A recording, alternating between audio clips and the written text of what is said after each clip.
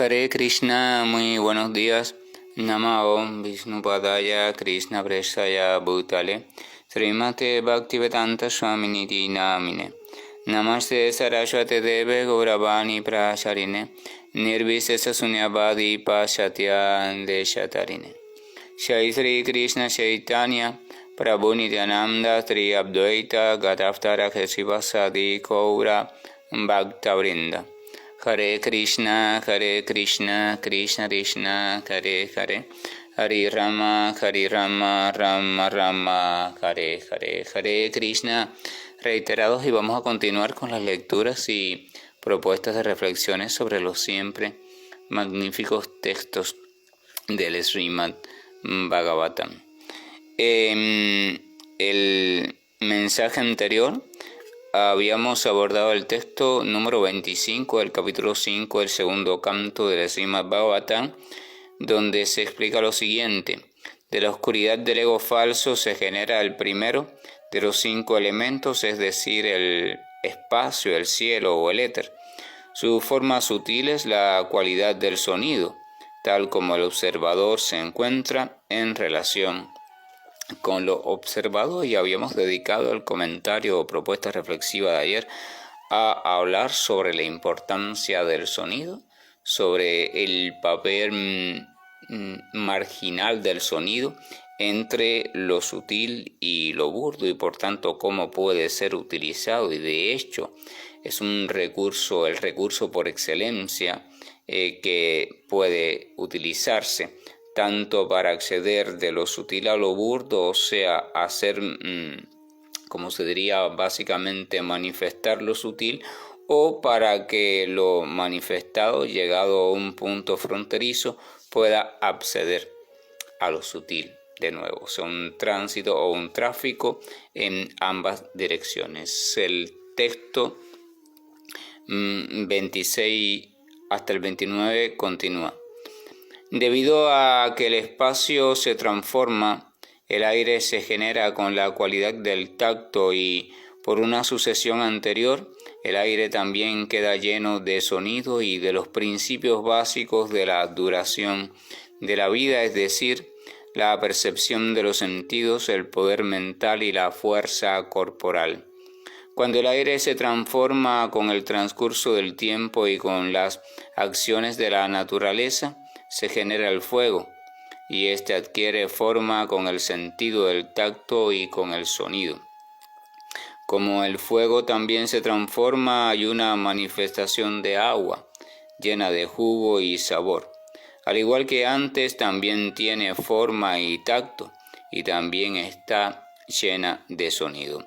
Y el agua, siendo la transformación de toda la variedad de cosas que se encuentran en la tierra, aparece olorosa, y al igual que antes se llena de jugo, disculpen, y el agua, siendo la transformación de toda la variedad de cosas que se encuentran en la tierra, aparece la tierra, olorosa, y al igual que antes se llena de jugo, tacto, sonido y forma, respectivamente en sentido cualitativo. O sea, describe básicamente la sucesión en cascada de cómo de lo sutil se va generando poco a poco lo manifiesto.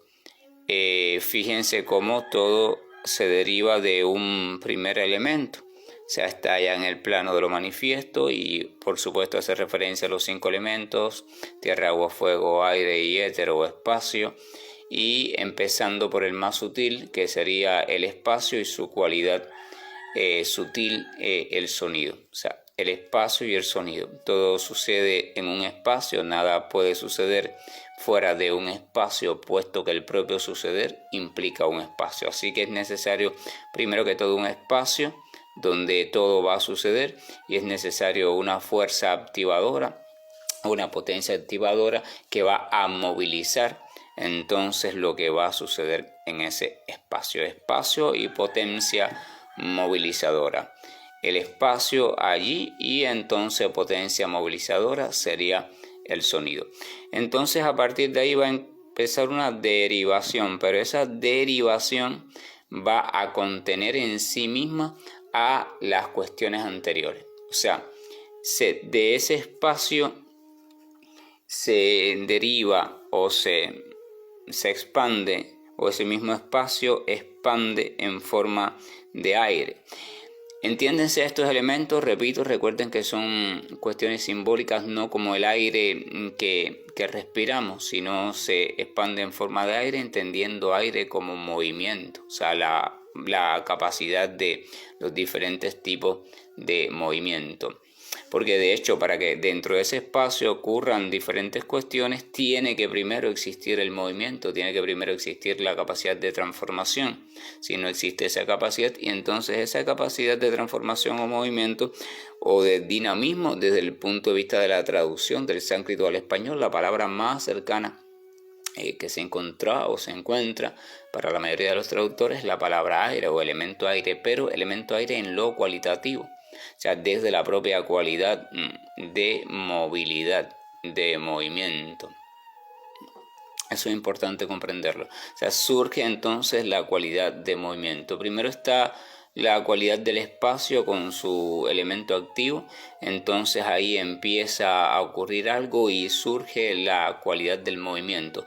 Esta cualidad de movimiento implica dentro de sí misma, tiene dentro de sí misma a la potencia activa, o sea, la cualidad del sonido. No es que surge esa cualidad y deja las otras detrás, sino que las contiene, puesto que se deriva. Así como usted contiene en sí mismo parte de la información genética de su padre y de su madre, entonces cada vez contenían de su padre y de su madre y así sucesivamente. Entonces lo mismo sucede con la derivación compleja de todo lo que se llama creación material. Cada elemento derivado contiene a todos los anteriores en sí mismo, ¿ok? Y por tanto esto significa que por cada elemento se puede acceder a los anteriores.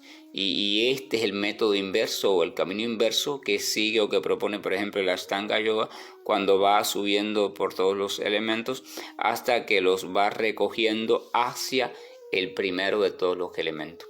O sea, hacia el ego falso, pues vamos a recordar que todo esto deriva del propio ego falso. El ego falso va desarrollando todas estas cuestiones, puesto que el ego falso es una partícula activa, es una cuestión activa. O desde el ego falso se activan todas las cuestiones.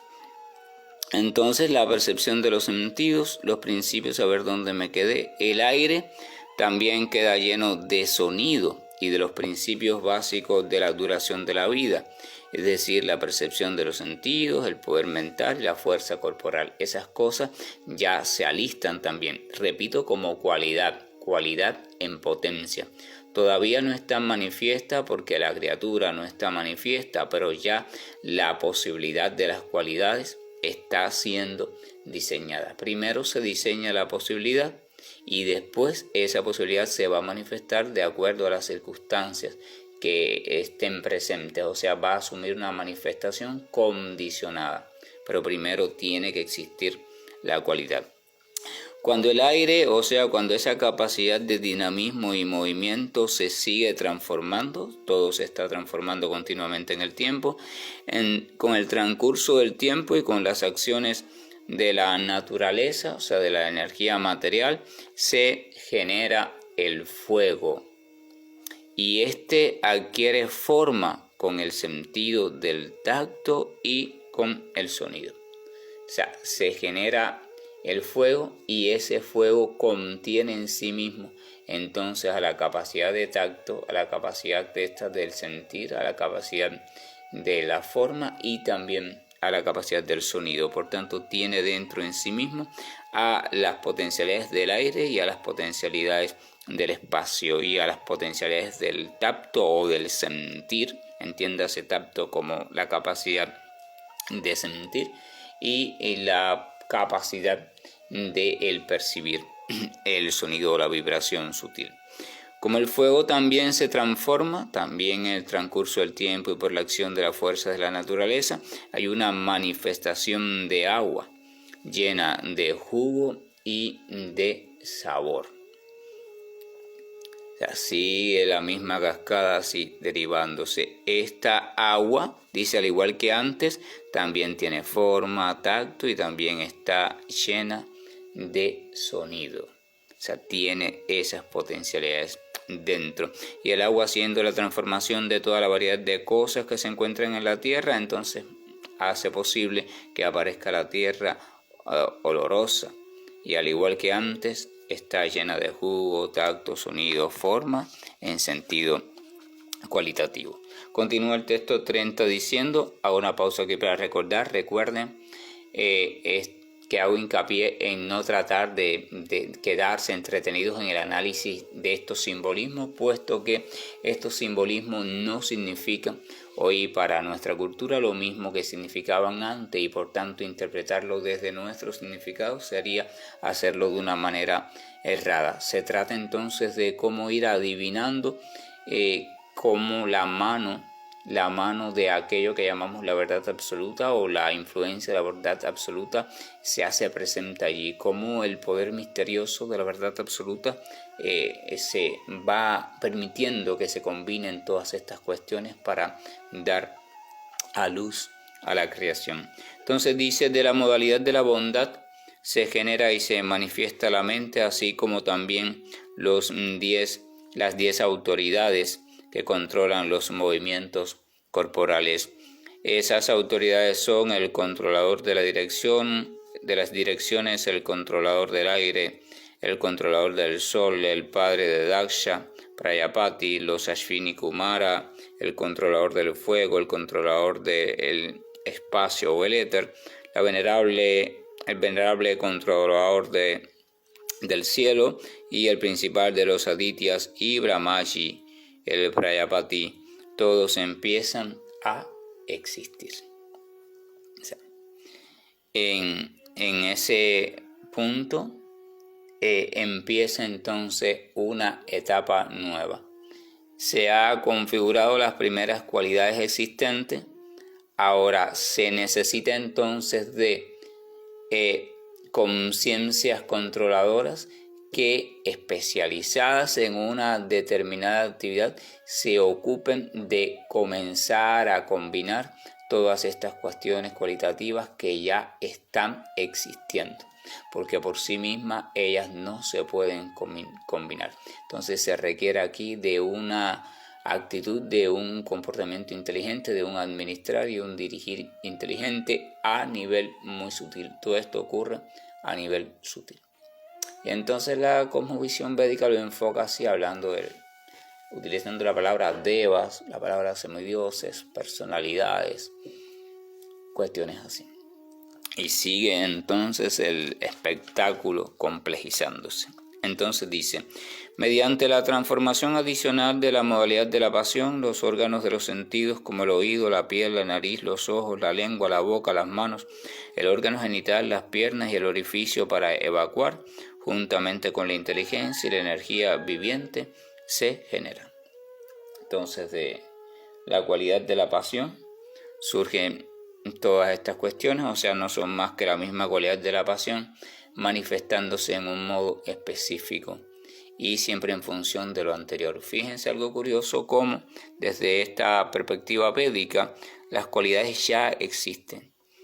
Existe el sonido y por tanto existe la capacidad para captarlo, existe el tacto, existe todo lo demás, pero todavía no existen las estructuras para que se pueda vivenciar esta existencia. Existe como cualidad, existe como potencia, pero todavía no se evidencia su existencia. ¿Por qué? Porque necesita una estructura, y una estructura manifiesta a través de la cual se puede reconocer la existencia de una capacidad. Una capacidad en este mundo material en sí misma no se puede ver, no se puede tocar, no se puede sentir, no se puede medir, no se le puede hacer nada, porque no es de constitución material burda, es de constitución sutil, extremadamente sutil. Así que se necesita de algún tipo de manifestación, siempre limitada, siempre condicionada, para uno inducir o deducir la existencia de esa capacidad. Y ese tipo de manifestación tiene que ocurrir o requiere de una estructura que sea igual en cuanto a constitución o materiales por la cual está compuesta al espacio o al mundo o a la creación donde va a ser utilizada. O sea, para que la capacidad del escuchar pueda manifestarse o pueda ser reconocida, por ejemplo, acá en este mundo, en este planeta, por ejemplo, conocido como el planeta Tierra, entonces con elementos pertenecientes al mismo y presentes en el mismo planeta Tierra, tienen que irse combinando y diseñar una estructura con todas sus complejidades funcionales adecuada para simular este proceso o para manifestar esta capacidad en cierto modo y en cierto grado, siempre limitada también. Fíjense y deben notar que toda entidad viviente, todo organismo vivo que hay en la Tierra que presenta de forma definida la capacidad auditiva, la presenta de modo limitado. No hay ninguna criatura que pueda captar el espectro total de vibraciones sonoras. Ninguna criatura puede captar desde su cuerpo estructural físico todos los sonidos que existen. ¿Por qué? No es que la capacidad sea limitada, la capacidad es ilimitada en tanto capacidad, toda capacidad es ilimitada, sino que aquello a través o aquella estructura a través de la cual se está manifestando esa capacidad es limitada. ¿Por qué es limitada? Porque es una construcción con elementos limitados. Esto es de suma importancia porque nos ayuda a comprender que hay una diferencia fundamental entre la capacidad y la forma en que puede percibirse la existencia de esa capacidad en un contexto y creación determinada. La capacidad y la forma en que esta capacidad se hace notar necesariamente a través de una estructura que no es la capacidad en sí misma. Cuando uno comprende esto, entonces en su propia práctica va dejando atrás las estructuras y las va viendo como limitantes y se va adentrando en la percepción de la capacidad en sí misma, de la pureza de la capacidad. Cuando uno entiende esto, también entiende que toda limitación o supuesta limitación de una capacidad solo existe a nivel de estructura, porque la capacidad no puede ser limitada. La capacidad de sonora o de sonido no puede ser limitada. Por tanto, por ejemplo, cuando una persona se muestra con déficit auditivo o se muestra sorda, no es que su capacidad, no es que la capacidad de captar el sonido ha sido limitada, es que la estructura que está sirviendo como manifestación o ejercicio para esa capacidad potencial está teniendo un déficit estructural y funcional. No está pudiendo hacer o cumplir con las funciones para lo cual supuestamente ha sido diseñada. Pero la capacidad sigue estando intacta. La capacidad como capacidad. Comprendiendo esto en profundidad, si alguien se dedica a meditar en estas cuestiones con el deseo de acceder a estos fenómenos, entonces por supuesto al cabo del tiempo va a desarrollar la capacidad de reestructurar estas capacidades en cuanto a la estructura perdida, o sea, de curar la sordera, los déficits auditivos o algo así. Pero para eso tiene que llegar a entender perfectamente, a comprender, a creer, a sentir, a saber, a ver por sí mismo que las capacidades son diferentes de las estructuras. Y las capacidades nunca se deterioran. La capacidad en cuanto capacidad no se deteriora porque existe antes de la estructura. La capacidad existe primero, la estructura después. La capacidad es creada primero, derivada primero, la estructura después. Porque si la estructura se crea, entonces esa estructura no va a servir para nada, puesto que no hay capacidad que se pueda manifestar a través de ella. Fíjense la sabiduría creativa, cómo es que funciona. En ese sentido, también podemos comprender algo más. Todo, absolutamente todo, siendo resultado de la energía del Señor, entonces todo es en esencia, repito, en su esencia y no en su estructura, en su esencia, manifestación de la belleza, manifestación de la verdad, manifestación de la perfección. Pero todo está manifestando esa belleza, esa verdad y esa perfección de una forma totalmente limitada, desvirtuada, de una forma totalmente opacada, torcida y retorcida en diferentes grados. ¿Por qué? Porque lo está haciendo a través de una estructura deficiente. Pero nos toca a nosotros como criaturas conscientes diferentes de los animales comprender eso.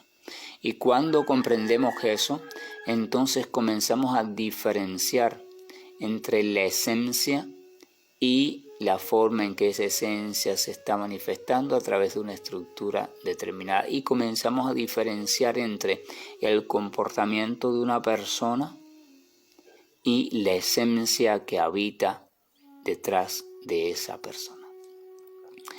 Empezamos a ser críticos con los comportamientos, pero dejamos de ser críticos con las esencias, las empezamos a diferenciar. Entonces podemos llegar a comprender la posibilidad de amar continuamente y sin límites, pero a la esencia.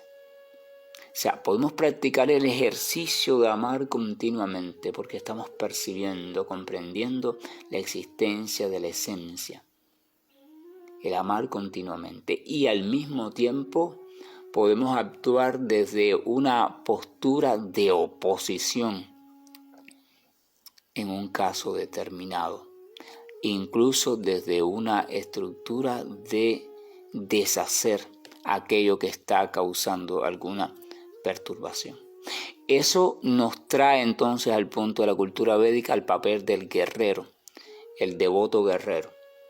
El devoto guerrero en apariencia podría ser visto desde una interpretación superficialista como un practicante de la violencia, en apariencia. Pero si ese practicante de la violencia es analizado también en mayor profundidad, se va a ver que lo que está haciendo es lo siguiente. Desde la profundidad de la comprensión, desde el amor continuo hacia la esencia a la cual está sirviendo continuamente, se encuentra o se dedica a una actividad desde la cual va erradicando, va sacando fuera, va oponiéndose, va reorganizando todo aquello que está obstruyendo a la manifestación cada vez más plena de esa esencia.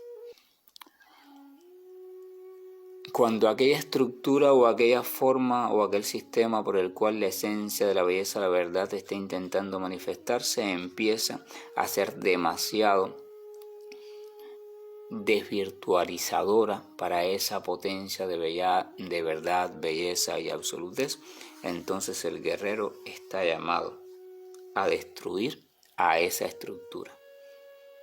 A destruir a esa estructura porque esa estructura lo único que está consiguiendo es perturbar todo el sistema general de manifestación de la belleza, la verdad y la absolutez. Entonces, desde ese punto de vista, no está practicando violencia, en todo caso está practicando la misericordia, porque así permite y da la oportunidad que las demás estructuras que sí están intentando manifestarlo en la mayor cercanía a la plenitud posible, la belleza, la verdad y la absolutez, puedan seguir haciendo eso, y por tanto pueda traer como resultado una creación y un mundo existente cada vez más armónico. Violencia sería el percibir que algo está perturbando a ese necesario existir armónico y dejarlo allí, o sea, permitirle que lo siga haciendo. Sería violencia porque es violencia contra todos los demás elementos.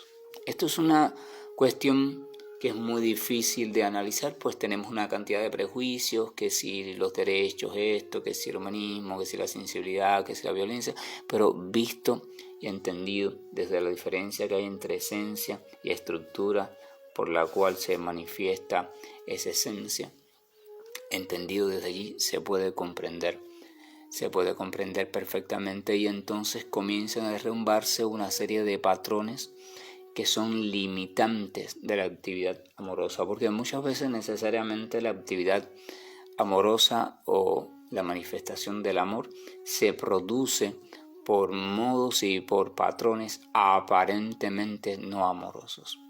Pero esa apariencia no amorosa es solamente resultado de una visión defectuosa o de una apreciación defectuosa de lo que realmente está sucediendo.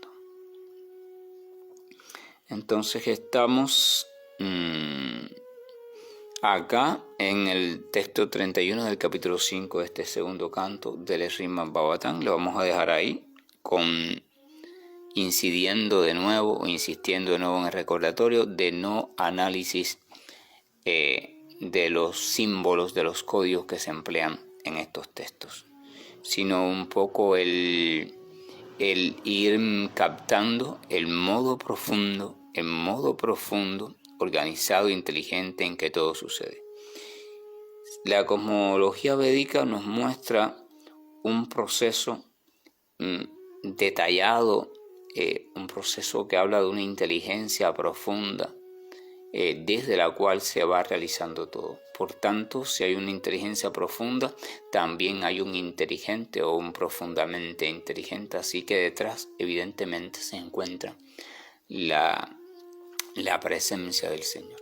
No su participación directa, sino la presencia activa de la potencia inteligente del Señor o de la potencia de inteligencia del Señor. Si nos comenzamos a mirar hacia nosotros mismos, hacia nuestra propia vida, y veremos que en ninguna de nuestras conductas, en ninguno de nuestras estrategias, planes o proyectos somos tan exquisitamente organizados, somos tan exquisitamente detallados.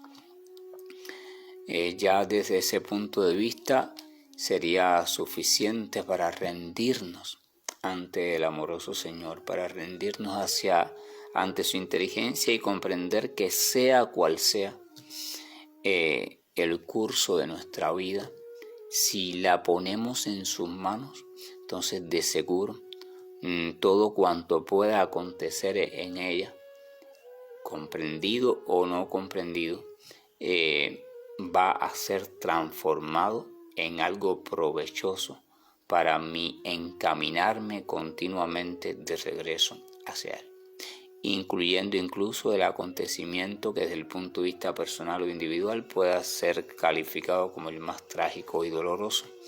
Aún en medio de ese acontecimiento, si lo dejamos y nos dejamos nosotros en manos de la inteligencia y el amor del Señor, entonces Él transforma ese acontecimiento en una oportunidad más para acercarnos a Él. Que la gracia y el amor de nuestro Señor permita iluminemos nuestro corazón continuamente para ir comprendiendo que en verdad la única urgencia que tenemos en nuestra vida es el estar cada vez más entregados a Él, y desde esa entrega entonces vivir todo lo demás. Hare Krishna, buen día, y estoy finalizando la llamada. Krishna Krishna Krishna Shri Krishna Govind Hare Murari Janat Narayan Vasudeva Shri Krishna Govind Hare